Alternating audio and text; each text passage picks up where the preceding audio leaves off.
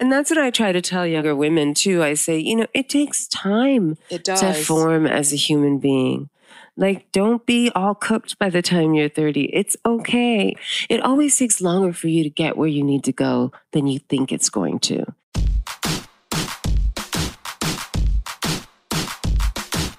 Hi, welcome back to The Conversation with Amanda de Cadenet. Last week, I talked to porn director Erica Lust about all the things that you would imagine I would talk to her about regarding feminism and porn.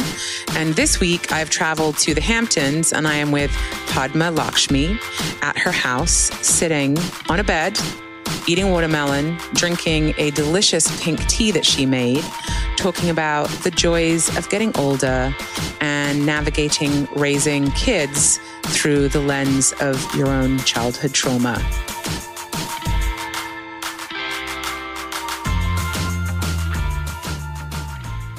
First of all, I just need to say thank you for inviting me to your house and to sit on your day bed.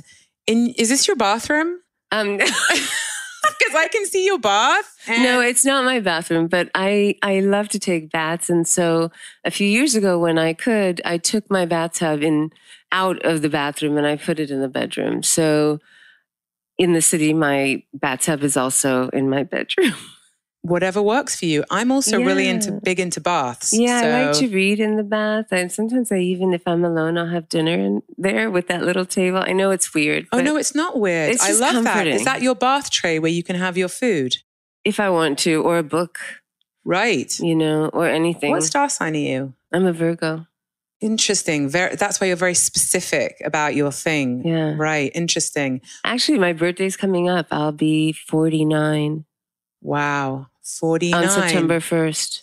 How so just over feel? A month away. It doesn't feel like anything. Just another year.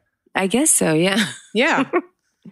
I'm glad it doesn't feel like anything. Right. Because sometimes the birthdays mark moments of time that don't feel so great.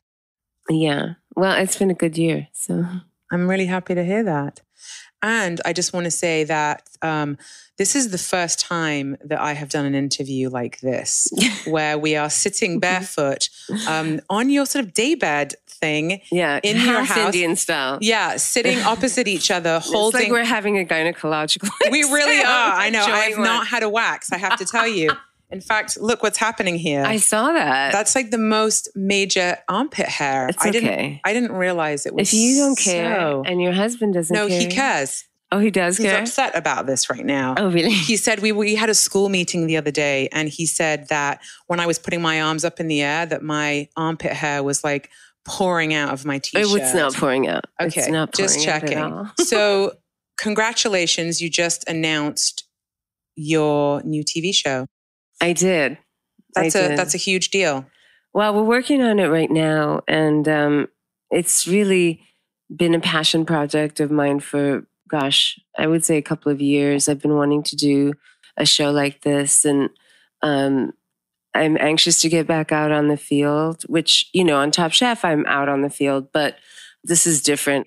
It's my thing, and I can decide what to do, and, obviously in consort with other people who are making the show with me, but it's nice. We're like a very small crew. We want it to be small. And so it's been fun to go to each city. We're going to 10 different cities and meeting with 10 different communities. Wow, fantastic. And I'm really excited. Well, I was just trying to think of how many women have their own show on television. And so far, I've come up with Ellen, Rachel Maddow. Rachel Ray. Let's not forget the other Rachel. Samantha Bee. Yes. Samantha and Bee. Even on streaming as well. There is actually... Well, Chelsea had one, but she's not on. But that's, not anymore. Not anymore. So now, and then Lily Singh is starting up soon, which is so exciting. Waiting for that show. Oh my gosh. When that news broke, I was literally screaming with joy for her. And now you're going to have your own show. So it is what I'm saying is it's no small thing that you are a woman who have their own show on air whether it's streaming or television in America. It's a very small percentage of people. I used to have a show. That's true. Yeah. Isn't this an extension of that show? It is an extension of that show. And in fact, this could be something that we would have done on the Conversation TV show. Oh, really? Just totally just sat there barefoot. sit splayed. Yeah, totally. Ready to give birth. Yes, I know. Absolutely. Listen, if I start flashing you, it's okay. Just Don't let worry. me know. Just Don't let worry. me know. It's the most action I've had all day. Oh my God. All day. Yeah. Okay, so I've been busy today. okay, got it. Your partner, it seems like a very nice man. He's a very nice man. He seems very sweet. He is. I was noticing how thoughtful and considerate he was. Because look, it's rare that you see someone who's that thoughtful and considerate. Yes, it's right? true. It's Especially true. Men I don't see a lot of them that are attentive like that. I've had another who was, but this one is particularly thoughtful and attentive. We've run the gamut, he and I. Right. So we definitely should get the badge for most improved. Well, that's great though. At least you're going in a direction that is improved. Yeah, it's great. I mean, it's wonderful because Krishna gets to have both her parents together and her family intact. And that is a luxury. It is today. It is. And a lot of friends I know, their kids don't have that experience. And I think if there's any way to make that work, it's worth trying it, right? Yeah. I mean, I didn't have that experience and I think it colored me. And I have to say, as far as Adam's concerned, like as someone who didn't grow up with a father, I never knew that a father could be so good and fun and reliable and strong and there and enthusiastic. So I'm very thankful for that. It's not something I take lightly. And it doesn't sound like that's something that you chose by mistake. I don't know. I'd have to think about that. No, it wasn't by mistake. It was definitely... Well, it was an effort. I mean, it's hard for me to speak in general terms because, like I say, Adam and I are a very special case.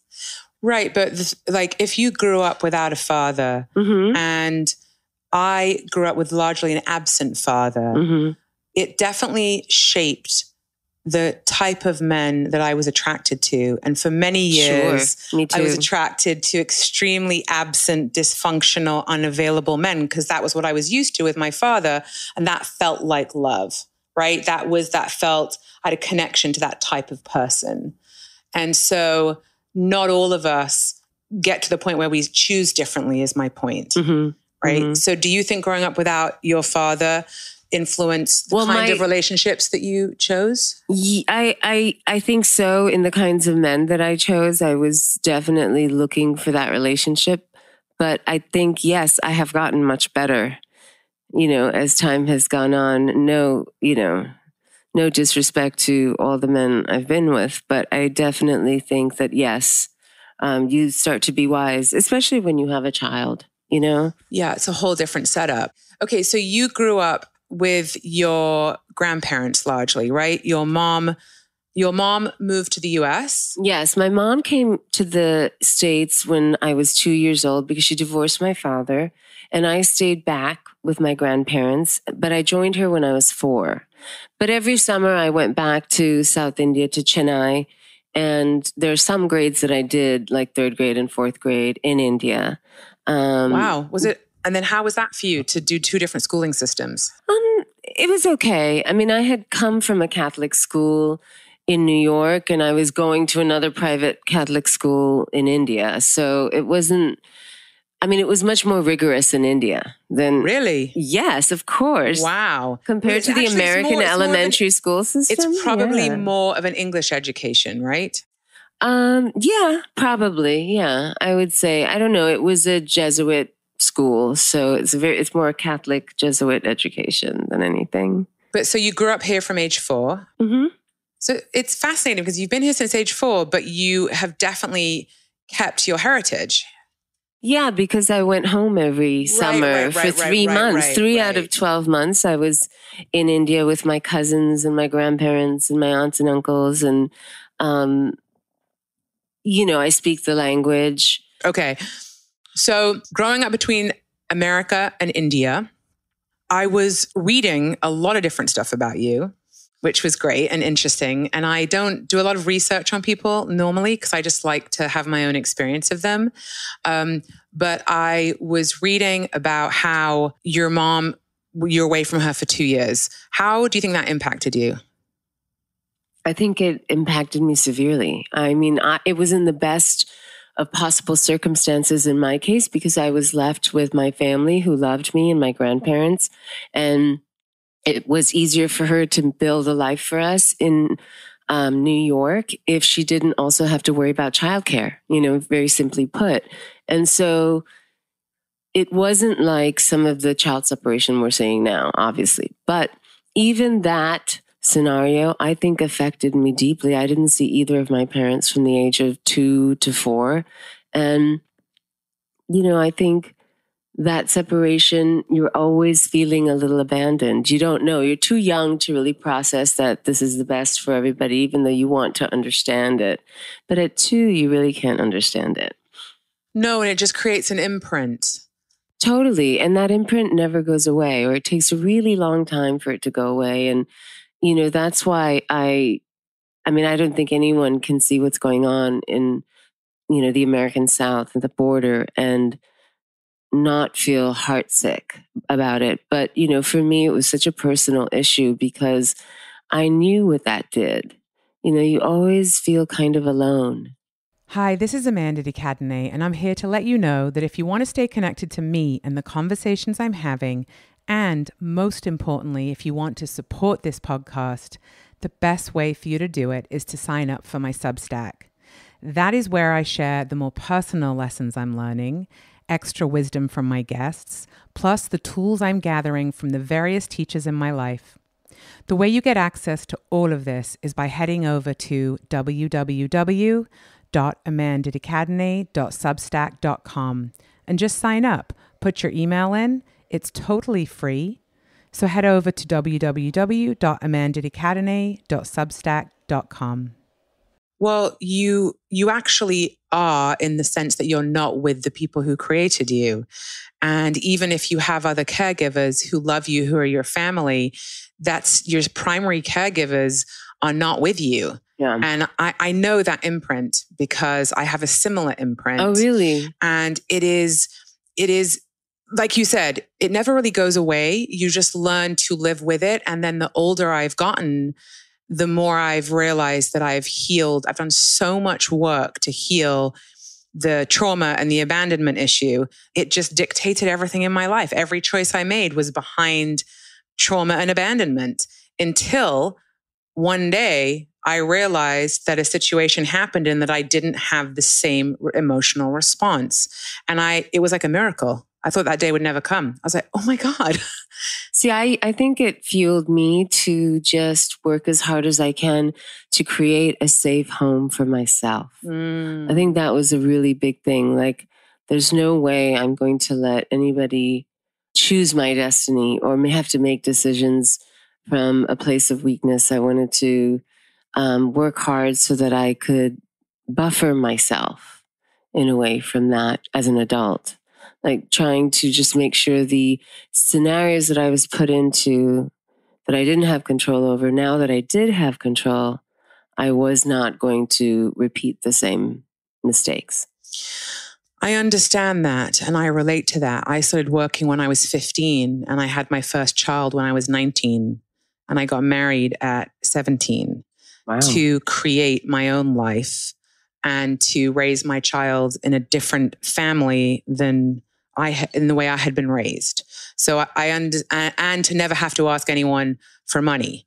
Yeah, that feels really good, I have to say. Doesn't it feel great? Yeah, no, I mean, that's why I wanted to be independent. I didn't want to be dependent on anyone. I wanted to make my own decisions.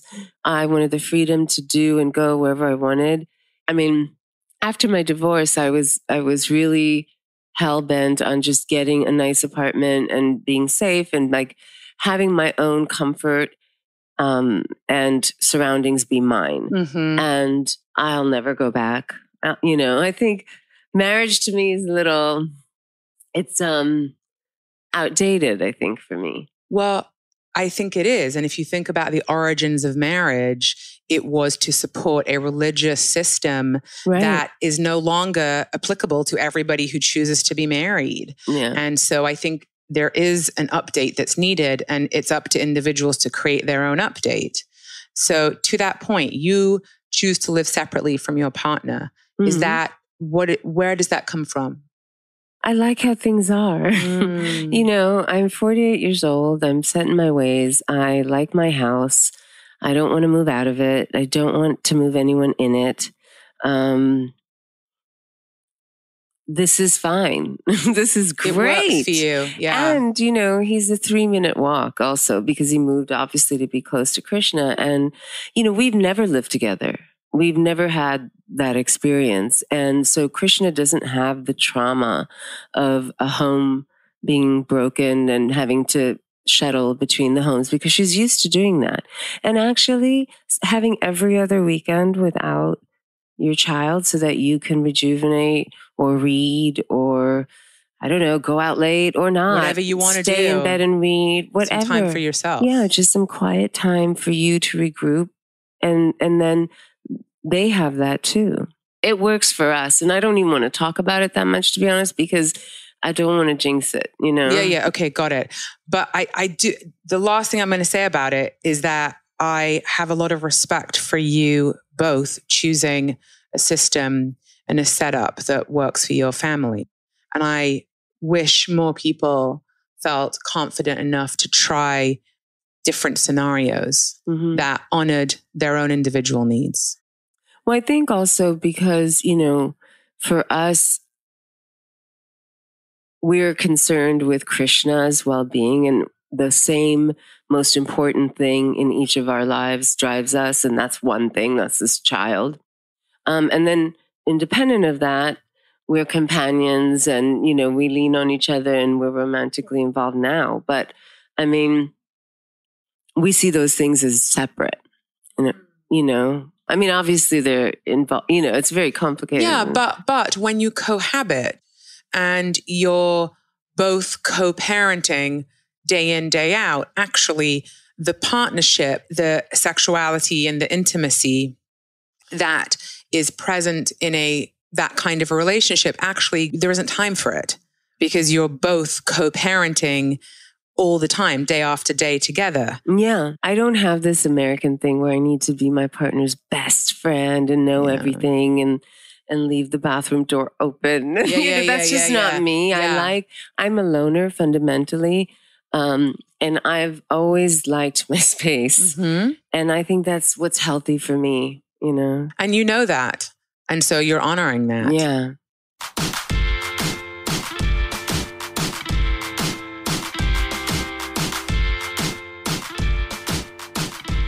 So something else I was reading was that you had an experience as a child where your uncle, A relative. a not relative your uncle. my uncle of a stepfather. Yeah. Okay. Step uncle. Whatever. Yeah. Whatever he was. An Whoever the adult hell. man who doesn't was, matter. An adult man, you were a child and he sexually assaulted you. Yeah. In my sleep. And in your sleep. And I'm sorry that happened to you. Yeah. It's a bummer. I am and it sorry. happens to so many of us. I know it does. You know, and then I almost said me too. Yeah. But yes, me too. Yeah. It's an epidemic. As Tarana says, it's a pandemic. And I felt so sad that the response was to take you out of the home and to send you to India. And I wondered about that message. I think, you know, again, it was a case of my mother trying to get me out of the situation quickly and then deal with the fact that, you know, there was this person in the family. But I was 7. So you don't process things. All you know is this yucky thing happened to you. You tell your mom, you get in trouble for telling your mom, and you get sent. You know what I mean? I think course. I'm sure that she didn't mean it in any way like No, she thought me. she was doing the best thing for you to get you out the situation. Yeah, but it just triggered what happened when I was 2 also. You know, it's never the one hurt. It's always like a succession of them. And, you know, I think one of the reasons that I've become so incensed with the way things are for women in general is because if I look at every difficulty that I've had, it's been because I've been a girl or a woman, or I was affected by something that happened to another woman, my mother. Right. The generational trauma that gets passed on and the situations that they're in. I mean, I had things affect us. Yeah. I mean, I had things that were shitty that happened to me, like my car accident, but I mean, and that had nothing to do with being female. But if I think about the things that, you know, emotionally happened, they only happened because of my gender. Yeah. I really think that's true. You know, certainly the 2 instances of sexual assault. It took me a long time to get over all that. And I think it takes a long time to get over something that serious and destabilizing and scary and for anybody. And so now that I'm the age I am, I have, you know, like you were saying, one day I just felt okay, or, you know, I just felt like I wasn't having the same reaction. For me, actually speaking out about it was good. It was difficult in the moment, but it was good because that really helped me take my power back. Yeah, it is reclaiming a narrative that was written for you, right? I know for me, because of my own experience with being a child and being sexually assaulted at similar ages to you as well, actually. I know that impacted my parenting greatly. My kids say to me, "You're so overprotective." I'm like, well, I am actually. And my kids know about my sexual assault. And they say to me, just because you were sexually assaulted doesn't mean we're going to be. And I say, that's true. However, the statistics show that 1 in 3 girls and 1 in 5 boys will be sexually assaulted. Yeah, and you want to minimize the risk, the likelihood of it happening. I mean, yeah, you know, I'm not going to send Krishna to summer camp. Right. You know, I told her if she wants to sleep out away from home, she should get into college. Well, and by the way, I'm the parent that sends that before my kid can go to a sleepover, I want to know, okay, my kid's coming to your house. Are there any other people in the house? Are there any other siblings? Who's the babysitter? Is the dad home? Are they unsupervised on the internet? I want to know all this stuff. And if I don't know the family and I don't know answers to those questions, my kid is not going. I don't care. And I wonder how your own childhood trauma has impacted your parenting. She doesn't do sleepovers, you know? I mean, she can have people sleep over. And if their parents want, they can also come so that they feel comfortable and stay in the guest room or whatever. But she's not allowed to go to other people's house to sleep or summer camp. And, you know, when I sent Krishna to preschool, in a very age appropriate way, I told her, if anyone touches you, you say no, and you go and you tell someone that you trust. And I don't care if it's the school teacher, the principal, the nurse, your body is your own, and you have a right to decide who gets to touch it and when. And if anyone touches your privates or makes you touch their privates, or anyone kisses you, or anything that happens where there's physical contact with someone else and you don't feel comfortable, it doesn't matter whether you were right or not. You have to say, get off me. Go, you know, just go right away. How old was she when you told her that? 4. Yeah. So, and at the time, a lot of people were like, you know, they're like, oh, you don't want to put that fear in your child. I said, no, I don't. But I want to prepare my child. That's my job as a parent, you know, to give them the tools to survive and flourish. And, you know, the reason that it happens so much is because of the element of surprise. And being unprepared. Yes, you don't know what to say. Yeah, You're it's so shocking. Shocked. Yeah. And so I wanted her to have a game plan in her pocket.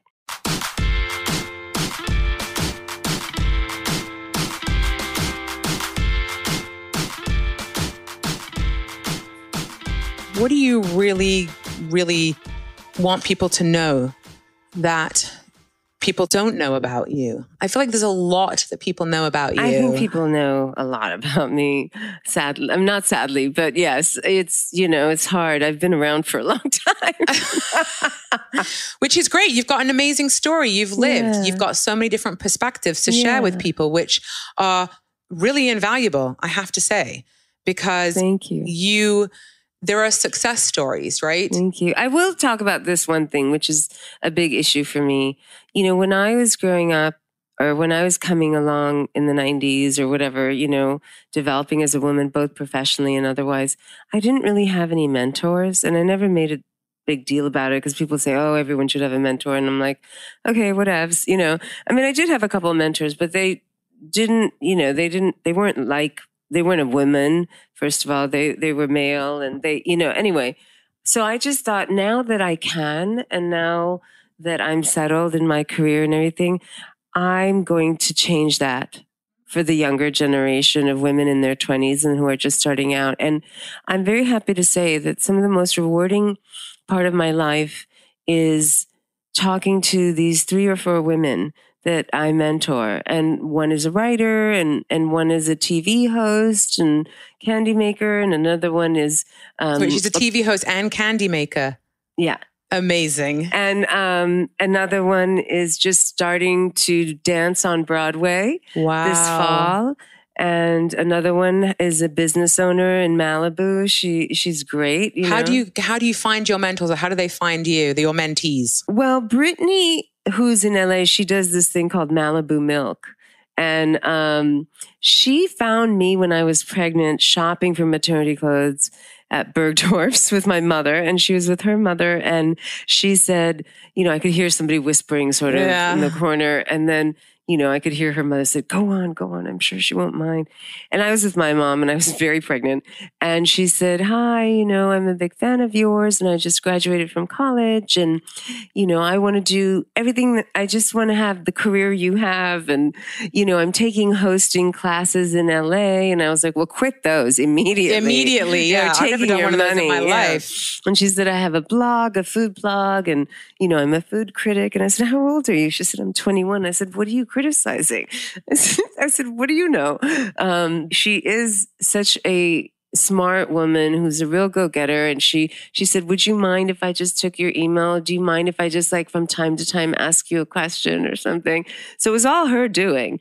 And I said, that just shows it really does pay to ask. And and I said, okay. My mom was like, oh, come on, Patty, you can help her. And I'm like, okay. And I've stayed in touch with her now for 10 years. Wow. Yeah. My other young woman, also, it's been 5 years. She was working in a marketing department of a magazine. She wanted to quit, and she just wanted to write. They wouldn't let her write. They just made her do events. And then now she's writing, and she writes for Bon Appetit and the New York Times. And she published her second cookbook, which I did the foreword for. Oh my God, that's beautiful. And I'm so proud of her, Being of service and being able to share your life experience and the lessons that you've learned and the things that you've been through and your perspective, it's so invaluable, and it means so much. For you, it's probably just well, that's just my experience, right? But for someone that doesn't have any of that, it's such a gift. It can be a game changer for people. It would have been a game changer for me. Yes. Oh my gosh, I know. Had I known somebody in the television business or the film business. I know. When I was starting, my mom is a nurse. My stepdad's a plumber. There's no way, When I got a job hosting television, I had just gotten out of juvie. I just needed a job.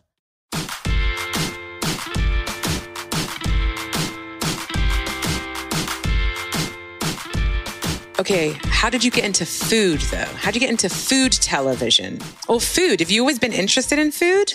Yeah, I was always hanging out in the kitchen with my grandmother and my aunts or my mom here, and I was a latchkey kid, so I always helped her in the kitchen. Or I cooked dinner for her when I got, sort of in 5th grade and 6th grade. But I had written a cookbook after my first movie, which was this body-saving costume drama for Italian television, this miniseries. And I don't know. I had written they wanted me to gain weight for that. And then I lost the weight because I was still making most of my living as a model. And I just wrote like all these recipes down that I just cooked. I didn't even write them down first, but I took all the fat out, and a book came out of that. And then when the book came out, I went on book tour, and I went on these shows on the Food Network as a guest doing food demonstrations. And I was on the Food Network, a show, I don't even remember the show. Maybe it was called Taste. I don't know. But they asked me to come back like right away, 3 weeks later to be a guest again. And then after that time, they asked me to come back again. And my manager was like, I think you're going to have to pay her for this. Yeah, so they offered me a development deal. I did my first food show on the Food Network, which was called The Melting Pot. It was Padma's Passport. Oh. And after that, I did some documentaries called Planet Food, which, you know, this new show is closer to because it's in the field and you're traveling to a different city and meeting different people every day.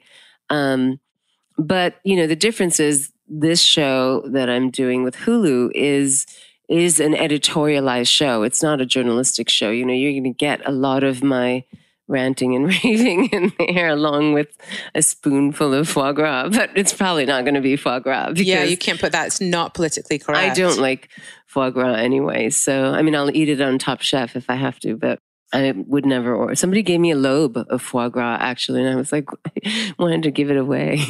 You've had so many lives. I have had many lives. Yeah, you really have. I think I really value that. Now I do, yeah. You know, and there was never like this overarching game plan. But now I see that all the things I'm doing now are so logical to how, you know, I was as a child. I always loved food. I always loved, you know, talking to people and performing and all those things. I loved writing, you know. It all kind of makes sense. Yeah, and I think for me, I think of myself as a writer first. Really? Yeah. Wow.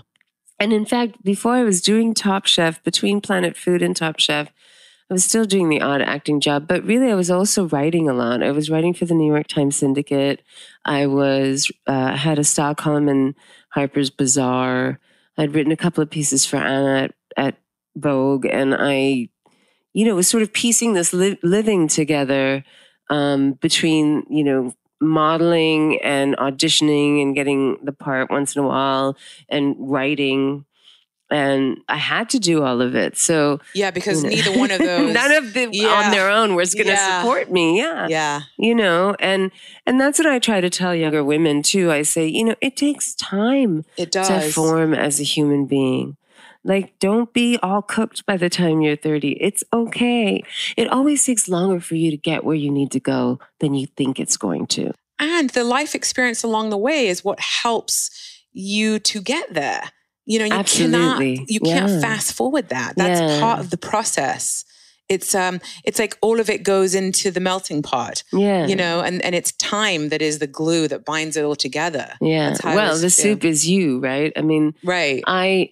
I get asked once in a while in these kinds of interviews, like if there's anything I would change, go back and change. And I would never ask you that. And I thank you. Because there is probably nothing, because it's all gone to shape you into who you are today. Yeah. I mean, I don't regret anything, and I'm sorry some painful shit happened to me, but, you know, that also made me stronger, you know. Well, it gives you a perspective. It gives you empathy and compassion, and also going through shit makes you know that you can get through shit. 100%. Yeah. And I always feel like my life experiences that have been, you know, the things that didn't break me, that made me stronger, have given me a perspective that allow me to make things for other people who have also gone through that. Mm-hmm. Because it's only through living through something that you can really have that level of empathy with someone who's also going through it. Yeah. Those injuries inform phenomenal creativity and opportunity for service. So I look at those events in my life as actual gifts at this point, because I've used them for creativity and to be of service as often as I can. Mm-hmm. So I also feel like I don't regret any of it. It's gone to shape me and give me so much. Yeah. You know? Yeah, getting older is definitely something that I'm valuing just because of the perspective that comes with it. Oh, yeah. I wouldn't go back to my 20s if you paid me all the gold in the world. Hell no. No. I know. I wouldn't mind having the thighs I had. Oh, I know. The butt. But other than that, I'm fine where I am. I'm more at peace and happier and successful than I've ever been in my life. And I'm very fortunate. I wouldn't change a thing, honestly. Well, I'm excited. Except my thighs. Except your thighs, yeah. I'm excited to see what this next phase is for you with your career, especially. And congratulations on your Emmy nomination. Thank you. Yeah, that's a big deal. The thing is, I'll be filming so much between now and then that I don't know when I'm going to fit my ass into a dress, let alone have fittings or anything, whatever. You'll show up however the hell you show up. Imagine if I just showed up in like heels and yes, you would be jeans. Flawless. Thanks for sharing watermelon with me. My thanks pleasure. for making me some beautiful tea. The sorrel tea. And thanks for sitting and having this conversation with me on your daybed in your bed bathroom in the Hamptons. Yes. Thank you. My pleasure.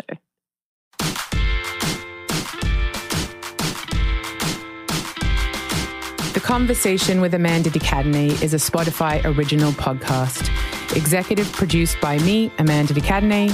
From Spotify, our executive producers are Natalie Tuller and Erica Clark. Our production partner is Neon Hum, which includes the team of Jonathan Hirsch, Catherine St. Louis, Courtney Kosak, and Marissa Schneiderman. And while I've got your attention, please listen to all episodes of The Conversation with Amanda de Cadenet on Spotify for free.